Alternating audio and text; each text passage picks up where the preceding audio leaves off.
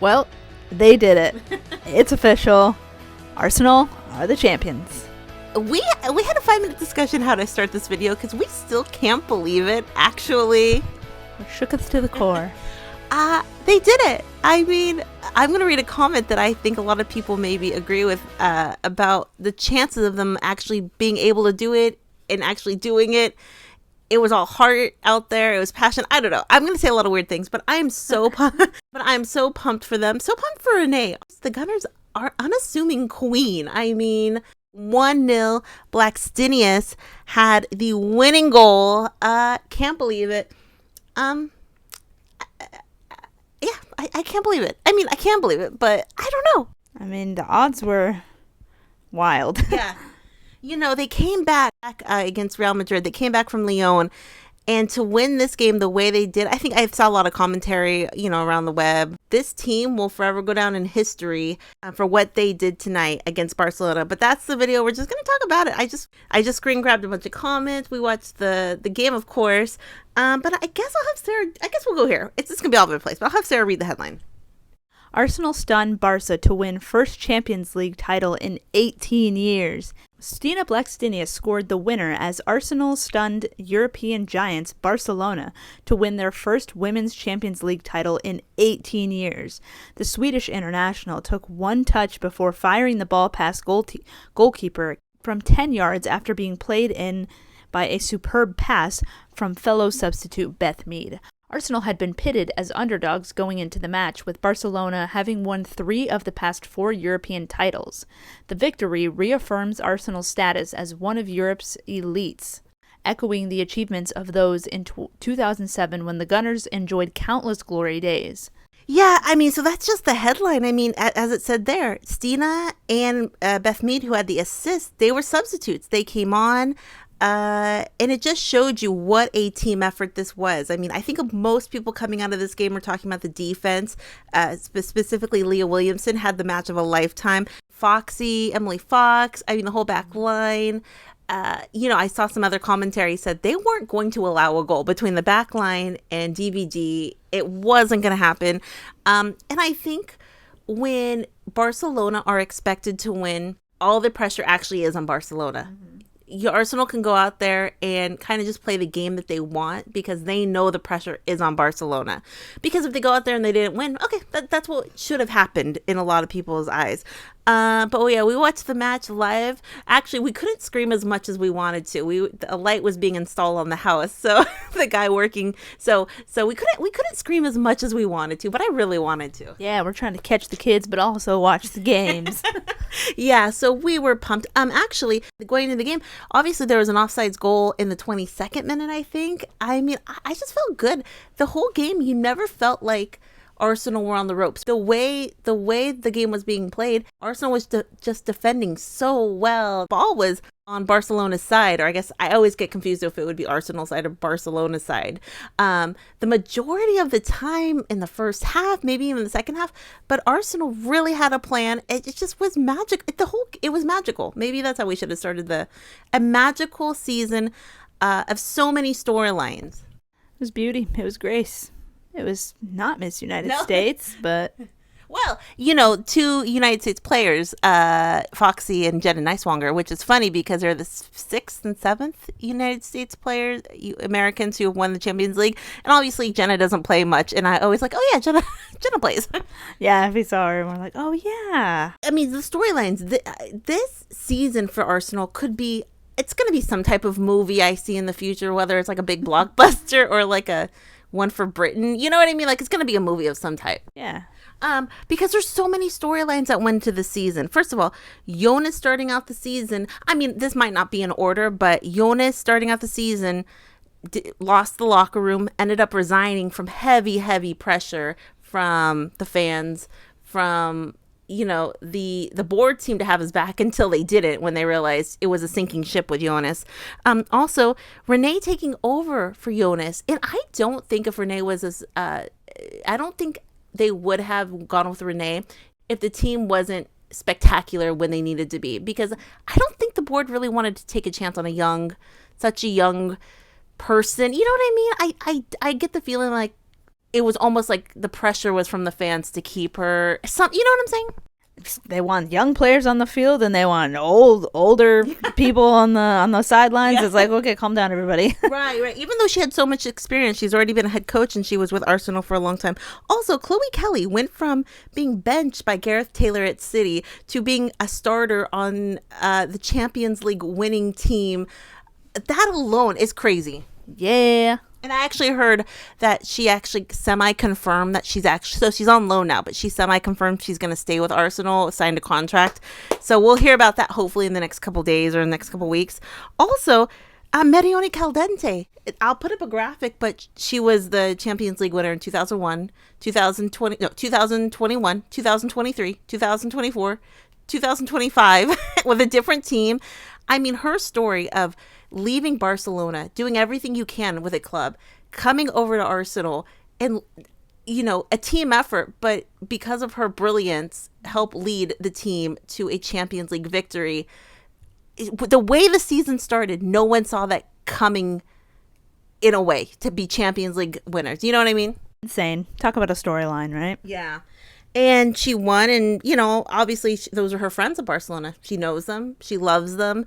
Hard for her, but also I'm always thinking as an athlete, if I were an athlete, pretty sweet, you know. I go help a team win for so many years, and I come to a new team.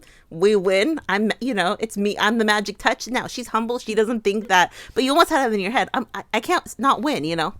Also, Viv leaving, the idea that Jonas, picked Mariona over Viv, in a sense, that's the way he kind of described it, that he picked Mariona over Viv. Now, I don't think that's fair to say it's because of Viv leaving, that's why they won, but it's just part of the puzzle. You know, it's part of the puzzle, part of what made everything happen. But so many storylines. Also, Kim Little, she joined Arsenal the year after, I believe 2008, the year after Arsenal won the Champions League. In 2007, they won, and then Kim Little joined the team in 2008. She went to Australia, she went to America, but she came back to the WSL, and after all those years, everyone kept saying, do it for Kim, you know, and she's just, you know, the quiet leader. And Leah Williamson said herself, she doesn't get appreciated as much as she really should, you know, because she's quiet, you know, she's not the kind of person to say, hey, be the kind of person that says, look at me. She just does it on the field. Also, I don't know if you saw this. I'll put the graphic on the screen.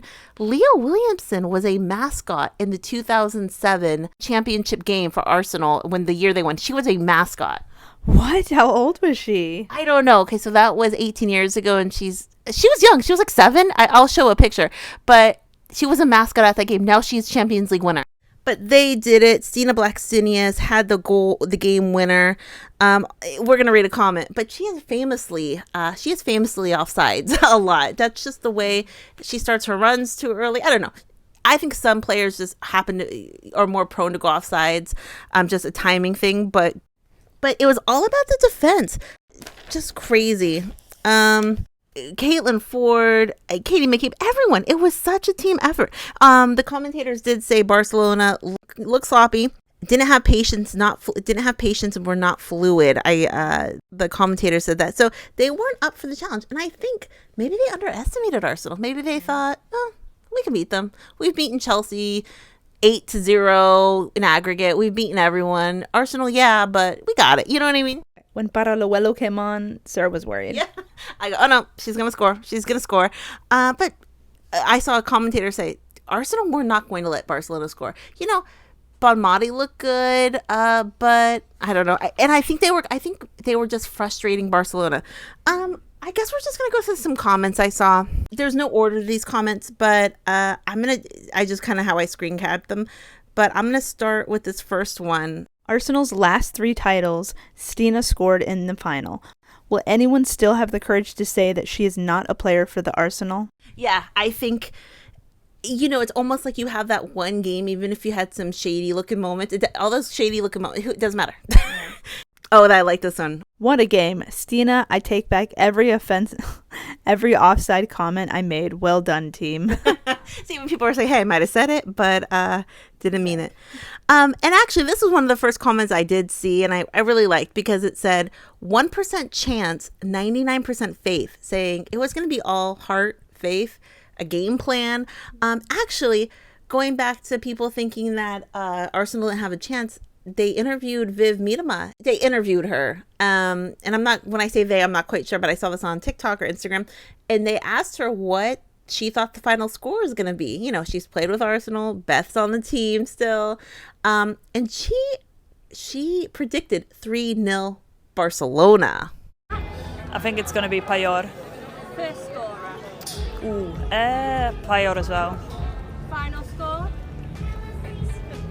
3-1 to Barcelona. Whoa, betting against her girlfriend. Yeah, at her old club. So, you know, when people say that most people didn't think Arsenal had a chance, but again, the pressure, you know, in some ways the pressure was off. And then when the lineup came out, it said, best lineup we got. Go out there and enjoy yourselves, girls. Let's finish this campaign strong. That's exactly what they did. And then someone goes, I like this lineup. Same against Lyon in the second leg, which they famously came back from. So this lineup, people were feeling positive about it. And then someone goes, yeah, no pressure, play football. This is one of the comments I thought this kind of embodied what they did out there. Play with focus and grit, but also with confidence and style. All the best. And that's kind of what they did. They had a plan. They were focused. They didn't give up on ball. I mean, they had a few chances. Kim Little had a chance. There's, you know, not too many, but with the one, they just did it. And then I've seen enough. Leah, player of the match. Yeah, she had a match of a lifetime. And talking about kind of, me and Sara were talking about, like, I wonder if Jonas is watching this and is thinking, oh, I really fumbled that one. Yeah. Like, it could go two ways. Oh, it's because of me they have this team, or like, oh, I wonder if he had enough self-awareness to say I lost the locker. I don't know. Wouldn't a lot of men say, oh, it's because of me. I created that. I started that. Yeah. And yeah, well, you didn't finish it. Sorry. That's true. Well, and then I see this comment here, and then people were saying, as much as Jonas, I think, had a lot of issues at the end, you know, a lot of the things that he did maybe did lead to this. I'm almost going against what you're saying. Hater. Yeah. Someone says he picked Mariona over Viv, signed Frida, signed Foxy, signed Russo, signed Blackstenius. His fingerprints are all over this win. So, but who's to say this wouldn't have been the same outcome or similar outcome if, you know, those things didn't happen, or if it, you know, Viv was still with the team or something else happened, you know? Yeah. And I think I think it was just written in the stars. I think that goes back to Renee. If it wasn't for her, I mean, she goes out there unassuming, humble. I mean, I think we talked about this at the beginning. She looked like she could go out and play. She didn't, you know, sometimes it's a Champions League final. Let's get my hair done. She literally says, I don't want to change what I normally would be doing for a game because, you know, is it a superstition thing? Is it something? But she said, I'm just going to go out there and do what we know we can do. Honestly, I thought she was a player. Yeah. I thought they were going to sub her in. She was jumping around with the girls. It was so cute. She's so cute. Did a comeback against Madrid, another against Lyon, and won the Champions League in style in her first year. She is a living goddess. We love you. Yeah, I love that. The goddess Renaissance. She's the best thing that happened to our team. And actually, it was funny. There was like a victory from the locker room, like a victory. You know, they dance and sing and play. Celebrate, yeah. Celebrations. Why? I couldn't think of the word. Because Stina Blackstenius was the game winner, they were singing Stina's cheer, which is Stina Blackstenius.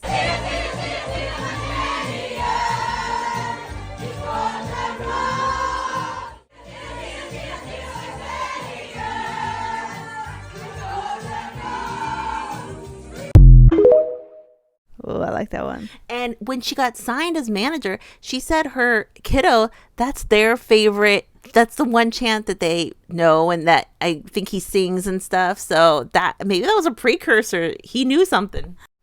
Yeah, people say Leah Williamson was unbelievably good. And someone goes, can't believe Blackstenius stayed onside the only day that it matters. She sure did. She did it. And then someone goes, I've never seen their defense play like that before. I'm so psyched for them and I'm not even an Arsenal fan. I saw that a lot. You know, people because there's two people. Either don't want another WSL, if you're a WSL fan, don't want another WSL team to win, or you're someone who thinks Barcelona dominating isn't good for football, or is it kind of like over them winning a bunch? There's two kind of thoughts. Obviously, we were rooting for Arsenal, but this person goes, wasn't even an Arsenal fan, but so psyched for them. And then there's this cute graphic. I think this was actually last year, maybe the year before, where Katie McCabe hit Chloe Kelly over the head with the ball, which was not very nice. But then now they're teammates and recreating that photo. Oh my God, iconic. Yeah. That is the greatest. That's the greatest thing I've ever seen. Storyline. I mean, these are the storylines. And then here's another graphic. January 17th, officially named as Arsenal's head coach. And then May 24th, wins Arsenal's first UWCL trophy since 2007. Now, that's crazy. So going down in history. Here, I don't know if I showed it earlier, but the graphic of Leah being the mascot. She's so young. That's so cute. And then I like this comment. Thank you for changing my life. And that's how a lot of people feel. This is so impactful for so many people that, you know, it's crazy. And then I kind of like this. You know, Jonas was kind of famous for trusting the process. You know, you might not understand now, but trust the process. And somebody put the comment, no trust the process, results only. And then someone says instant impact, no trust the process, you know. I like that. But yeah, what is... Oh. I was going to say 5-minute crafts, never trust the process there. That's a bad example. Very true, that process. What does everyone think? I mean, are you Arsenal fans that are just beside yourself excited? Are you a neutral who said you would be happy if either team won? Or were you a neutral who said, I do like Barcelona, but seeing Arsenal win will be major and exciting, and they were such they were such the underdogs. They were such the ones who thought there wasn't any possible way this could happen, but they didn't. They neutralized Barcelona. They had the game plan from the get-go. Leanne Sanderson was crying at the end, very emotional. Just goes to show you, anything is possible. Yeah, very excited. Questions, comments down below. We'll probably do another couple video storylines about this, because it's just so major, and you know, yeah, love it, obsessed. Questions, comments down below, and what do you guys think? Bye.